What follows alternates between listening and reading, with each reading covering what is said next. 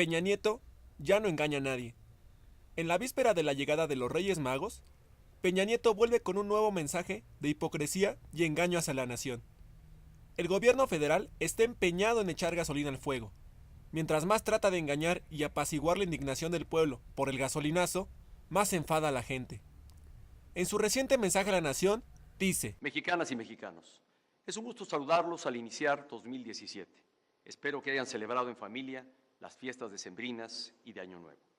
Este será un año de importantes retos, retos para México, para el gobierno y para nuestra sociedad. Son retos para los que estamos preparados si los enfrentamos unidos. ¿Enfrentar unidos?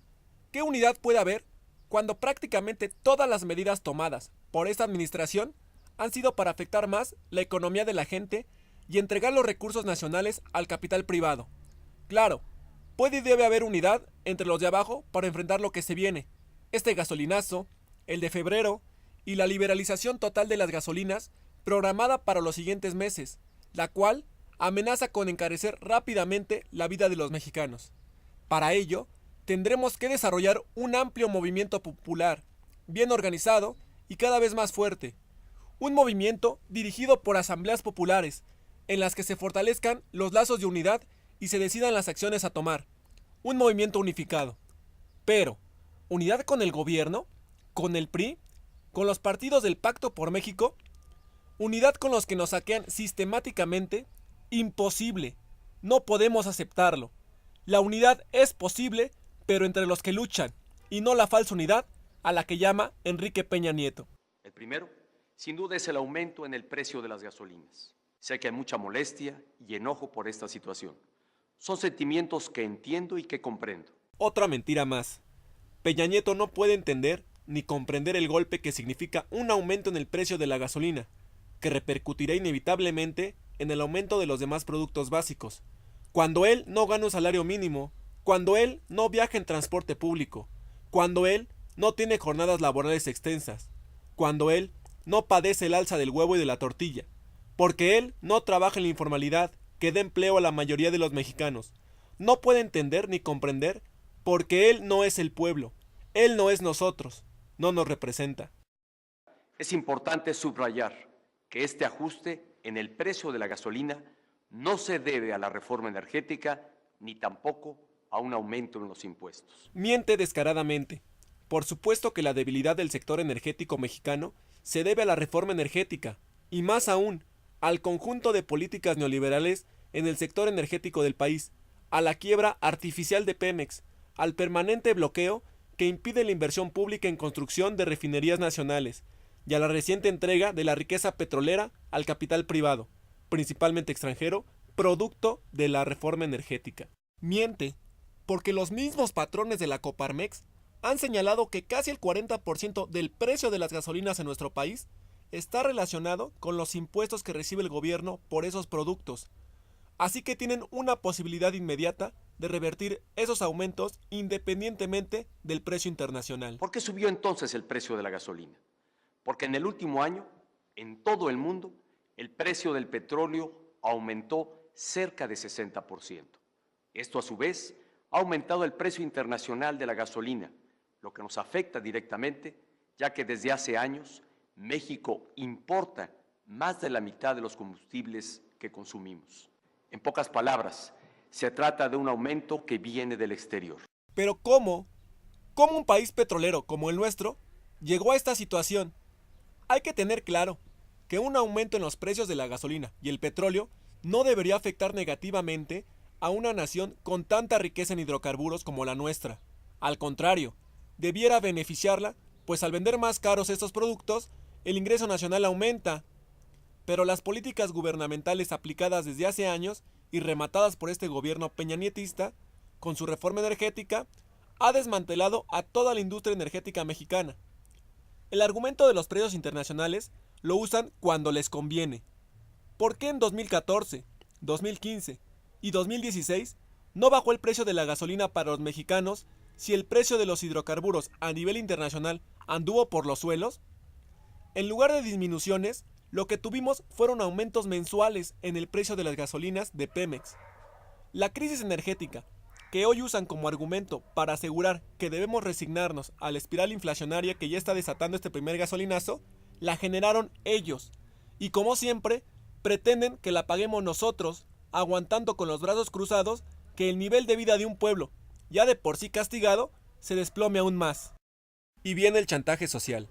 El gobierno no recibirá ni un centavo más de impuestos por este incremento. Tratar de mantener el precio artificial de las gasolinas nos hubiera obligado a recortar programas sociales, a subir impuestos o a incrementar la deuda del país, poniendo en riesgo la estabilidad de toda la economía. Pero, ¿qué estabilidad es esta? ¿Que nos mantiene en el desempleo, la violencia, la pobreza y la incertidumbre? Y por lo demás, las sacrosantas variables macroeconómicas realmente no están estables.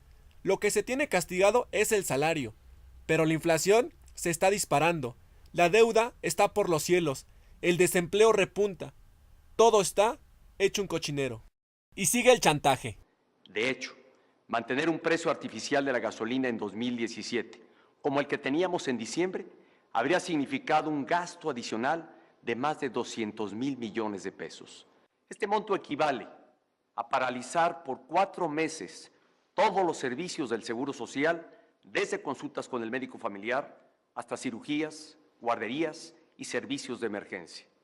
Interrumpir 2 años completos los apoyos que entrega el programa Prospera a casi 7 millones de familias.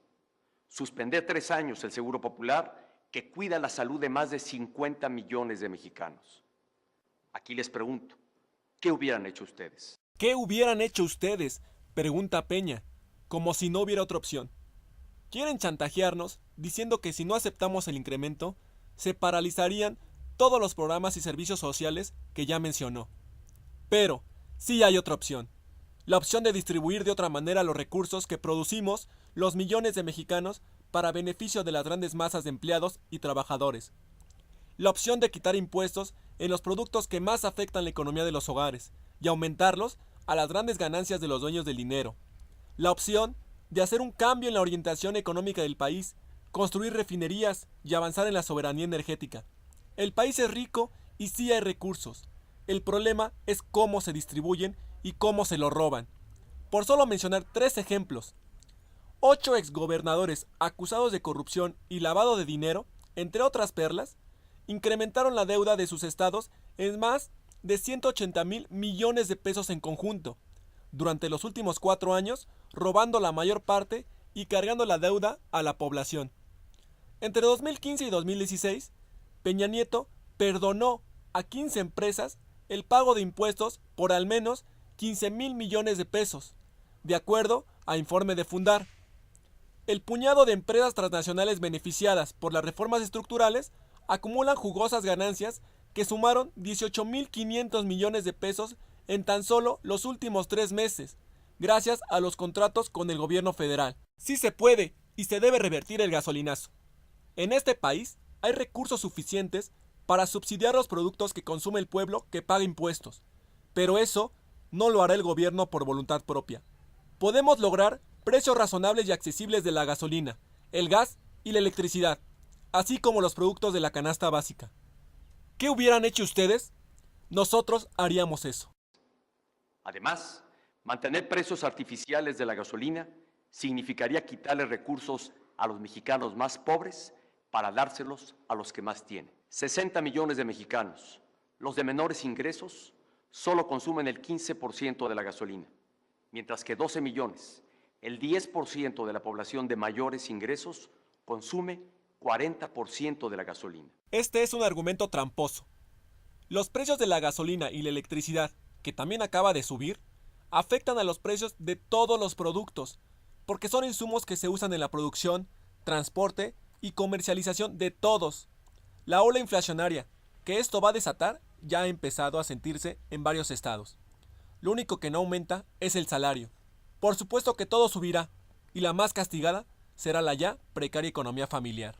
En el pasado, otros gobiernos decidieron mantener artificialmente bajo el precio de la gasolina para evitar costos políticos. Así, tan solo en el sexenio anterior se perdieron casi 1 billón de pesos Y digo que se perdieron porque literalmente fue dinero que se quemó regalando gasolina, en lugar de invertir en cosas más productivas, como sistemas de transporte público, escuelas, universidades y hospitales. ¿Se regalaban gasolinas?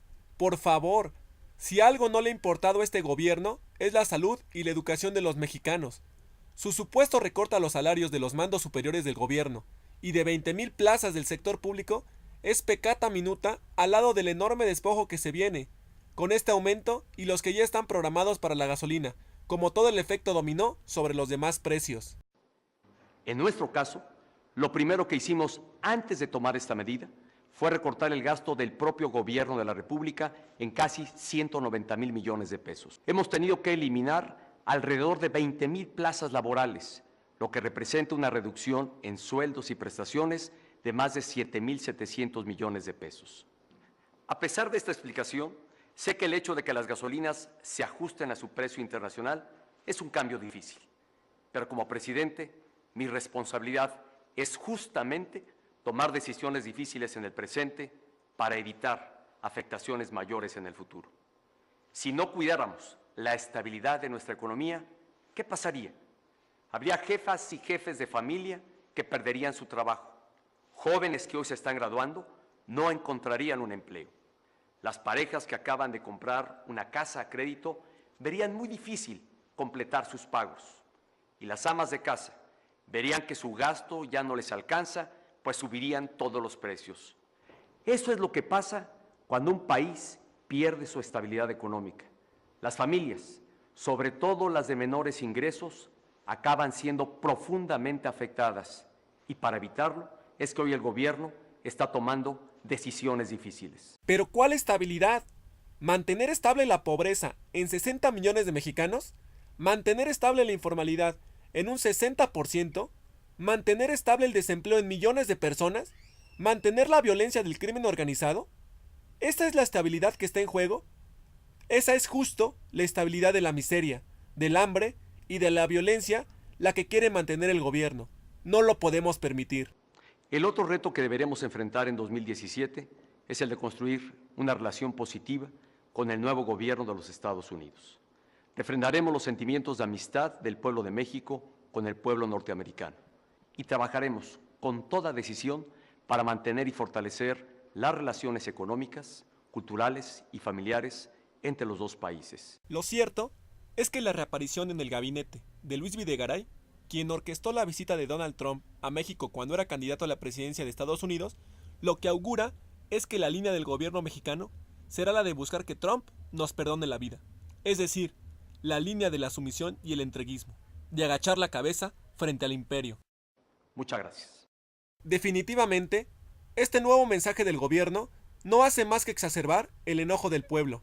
Se percibe claramente el intento de engaño de un presidente corrupto, traidor y mentiroso. Basta de engaños, todos a luchar para revertir esta atroz medida. Detengamos la liberalización de los combustibles, cerremos el paso a las provocaciones del gobierno para amedrentar la protesta social. Es indispensable organizarse en asambleas, asistir a las movilizaciones y unirnos a otros sectores. Y desde este espacio convocamos, todos a la marcha del lunes 9 de enero, a las 4 de la tarde, que partirá del Ángel de la Independencia. Esta vez no pasarán. Abajo el gasolinazo. ¡Fuera Peña Nieto!